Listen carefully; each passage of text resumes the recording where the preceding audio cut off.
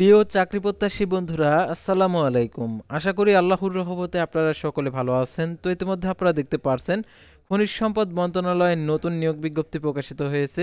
সাধারণত অনেক ক্যাটাগরির পোস্ট রয়েছে, তো প্রত্যেকটা পোস্টের আবেদনের ক্ষেত্রে শিক্ষাগত যোগ্যতা, বেতন স্কেল, আবেদনের শুরুর তারিখ, শেষ তারিখ এবং আবেদন ফি কত টাকা, এক কথায় এই নিয়োগ সংক্রান্ত এভরিথিং কিছু আপনাদেরকে জানিয়ে দেওয়া হবে, যেগুলো আপনাদেরকে এই আবেদন করার জন্য অর্থাৎ এই নিয়োগে আবেদন করার জন্য অবশ্যই আপনাদেরকে জেনে শুনে তারপর আপনাদেরকে আবেদন করতে হবে। তাই আজকের এই ভিডিওটি অত্যন্ত গুরুত্বপূর্ণ। যারা খনিজ সম্পদ মন্ত্রণালয়ে নিয়োগ বিজ্ঞপ্তির আবেদন করতে চাচ্ছেন তাদেরকে এই ভিডিওটি সম্পূর্ণ খুব ভালোভাবে বুঝে সুঝে তারপরে আবেদন করতে হবে। তো ভিডিও শুরুর প্রথমে আপনি যদি অল জব নিউজ বাংলাদেশ এই চ্যানেলে প্রথমবার এই ভিডিওটি দেখে থাকেন তাহলে আমাদের এই চ্যানেলটিকে সাবস্ক্রাইব করে রাখবেন, notification bell button all press করে রাখবেন, এই ভিডিওটিতে একটি লাইক করে দিবেন। আর যারা ইতিমধ্যে আমাদের এই চ্যানেলটিকে সাবস্ক্রাইব করে পাশে রয়েছেন তাদেরকে অসংখ্য ধন্যবাদ।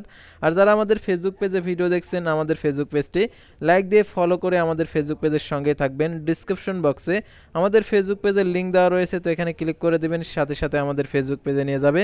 তো আমাদের ফেসবুক পেজ এবং ইউটিউব চ্যানেলে যে সকল আপডেটগুলো জানতে পারবেন, সরকারি বেসরকারি এনজিও, ডিফেন্স, শিক্ষক নিয়োগ, sales, marketing, railway job, NGO job, এক কথায় সকল ধরনের নিয়োগ বিজ্ঞপ্তির আপডেট জানতে পারবেন, পাশাপাশি নিয়োগ পরীক্ষার।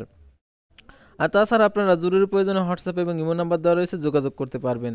তো আর কথা না বাড়িয়ে চলে যাচ্ছি মূল সার্কুলার পেজে, যেহেতু আপনাদের প্রিয় সার্কুলার অর্থাৎ খনিজ সম্পদের মন্ত্রণালয়ের নিয়োগ বিজ্ঞপ্তি সেটা আপনাদেরকে দেখিয়ে দিচ্ছি। তো দেখতে পাচ্ছেন এখানে প্রথমে গণপ্রজাতন্ত্রী বাংলাদেশ সরকার বিদ্যুৎ, জ্বালানি ও খনিজ সম্পদ মন্ত্রণালয়, জ্বালানি ও খনিজ সম্পদ বিভাগ, প্রশাসন 1 শাখা। দেখতে পাচ্ছেন www.emrd.gov.bd, অর্থাৎ এই ওয়েবসাইট থেকে আপনি এই সার্কুলারটি ডাউনলোড করতে পারবেন। আর এটি একটি সরকারি নিয়োগ বিজ্ঞপ্তি। তো এই নিয়োগ বিজ্ঞপ্তিতে যে তথ্যগুলো দিয়ে দিয়েছে সেগুলো আপনাদেরকে প্রথমে দেখিয়ে দিচ্ছি, অর্থাৎ আবেদনের ক্ষেত্রে আপনাদেরকে কি যোগ্যতা লাগবে সেগুলো। তো দেখতে পাচ্ছেন জ্বালানি ও খনিজ সম্পদ বিভাগের আর কি রাজস্ব খাতভুক্ত অর্থাৎ সম্পূর্ণ সরকারি। আর এটা দেখতে পাচ্ছেন 4 ক্যাটাগরির 27টি শূন্য পদের অস্থায়ী ভিত্তিতে সরাসরি জনবল নিয়োগের নিমিত্তে শর্ত সাপেক্ষে বাংলাদেশি প্রকৃত নাগরিকদের নিকট হইতে অনলাইনে আবেদনপত্র emrd.tltalk.com.bd ওয়েবসাইটে দরখাস্তের আবেদনের আহ্বান করা যাচ্ছে। অনলাইন ব্যতীত কোনো আবেদন গ্রহণ করা হবে না। তো দেখতে পাচ্ছেন পদের নাম, জাতীয় বেতন স্কেল 15 সাল অনুযায়ী, পদের সংখ্যা, শিক্ষাগত যোগ্যতা। দেখতে পাচ্ছেন প্রথমে 7 মুদ্রাক্ষরিক কম্পিউটার অপারেটর 13তম গেট 11,000 টাকা থেকে 26,590 টাকা, পদের সংখ্যা 4টি। কোনো স্বীকৃত বিশ্ববিদ্যালয় থেকে স্নাতক সমান ডিগ্রি কম্পিউটার প্রশিক্ষণপ্রাপ্ত, ষাটলিপিতে সর্বনিম্ন গতি প্রতি মিনিটে 70 শব্দ এবং কম্পিউটার মুদ্রাক্ষরিকে প্রতি মিনিটে বাংলায় 25 এবং ইংরেজিতে 30 শব্দের গতি থাকতে হবে। Computer word processing, email, fax পরিচালনার দক্ষতা অভিজ্ঞতা থাকতে হবে। তবে দেখতে পাচ্ছেন কম্পিউটার অপারেটর গেট 13, বেতন স্কেল 11,000 টাকা থেকে 26,590 টাকা, পদের সংখ্যা 2টি। কোনো স্বীকৃত বিশ্ববিদ্যালয় হতে বিজ্ঞান বিভাগে স্নাতক সমান ডিগ্রি, কম্পিউটার মুদ্রাক্ষরিকে প্রতি মিনিটে বাংলায় 25, ইংরেজিতে 30 শব্দের গতি থাকতে হবে। স্ট্যান্ডার্ড অ্যাপটিটিউড টেস্ট উত্তীর্ণ হতে হবে। তারপর অফিস সহকারী কাম কম্পিউটার মুদ্রাক্ষরিক 16তম গেট 9,300 টাকা থেকে 22,490 টাকা, পদের সংখ্যা 9টি। কোনো স্বীকৃত বোর্ড হতে উচ্চ মাধ্যমিক সার্টিফিকেট সমান পরীক্ষা উত্তীর্ণ, কম্পিউটার প্রশিক্ষণপ্রাপ্ত হতে হবে। আর কম্পিউটার মুদ্রাক্ষরিকের সর্বনিম্ন গতি বাংলায় 20 এবং ইংরেজিতে 20 শব্দের গতি থাকতে হবে। অফিস সহায়ক গ্রেড 20, বেতন স্কেল 8,250 টাকা থেকে 20,010 টাকা, পদের সংখ্যা 12টি।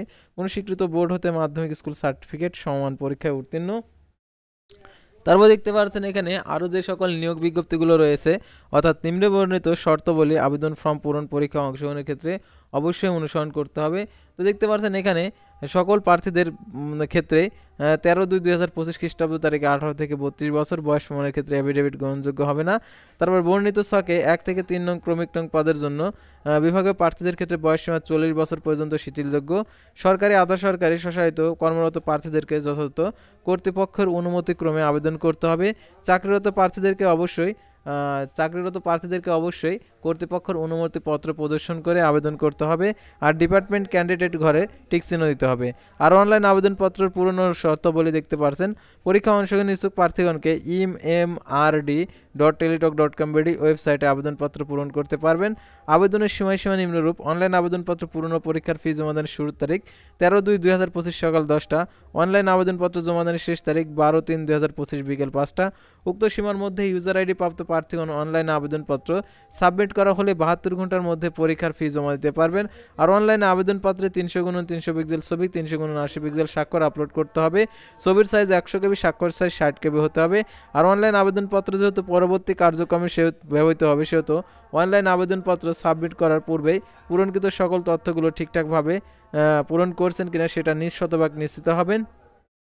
তারপর দেখতে পাচ্ছেন এখানে অনলাইন পূরণকৃত আবেদনপত্রে একটি রঙিন প্রিন্ট করে সংরক্ষণ করে রাখবেন, কারণ রঙিন প্রিন্ট করে আবেদন কপিটা মৌখিক পরীক্ষার সময় সেই অ্যাপ্লিকেশন কপিটা প্রয়োজন হবে।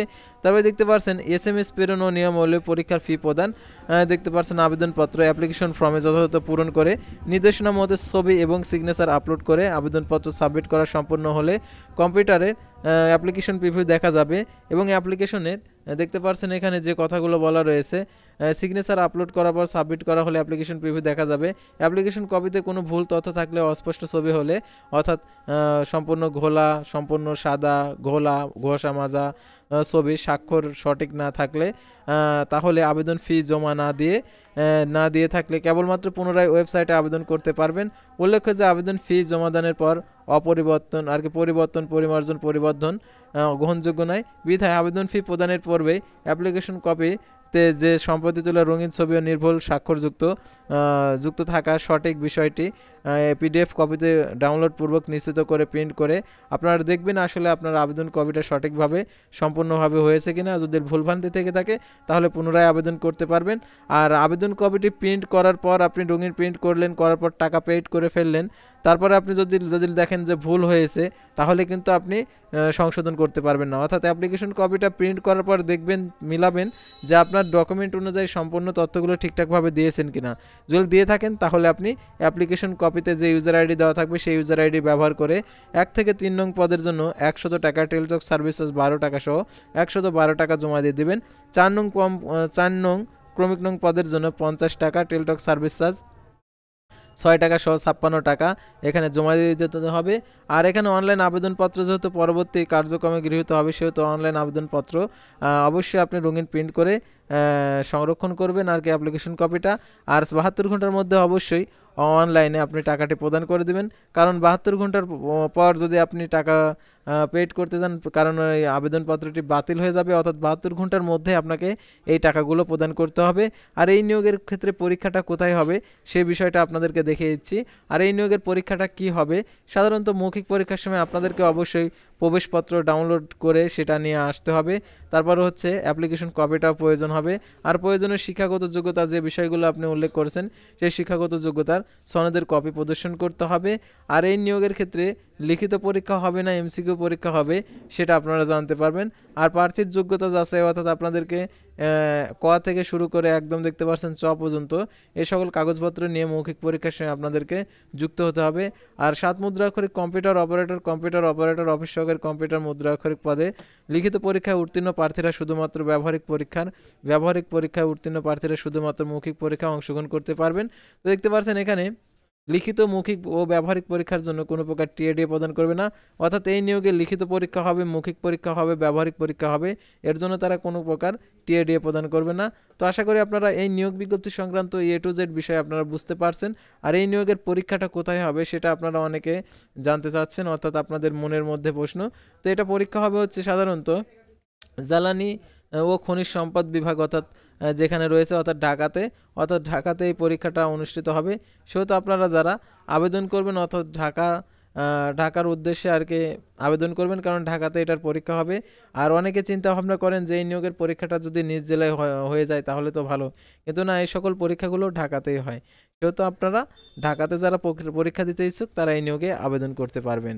তো আজকের ভিডিওটি এ পর্যন্তই। আল্লাহ।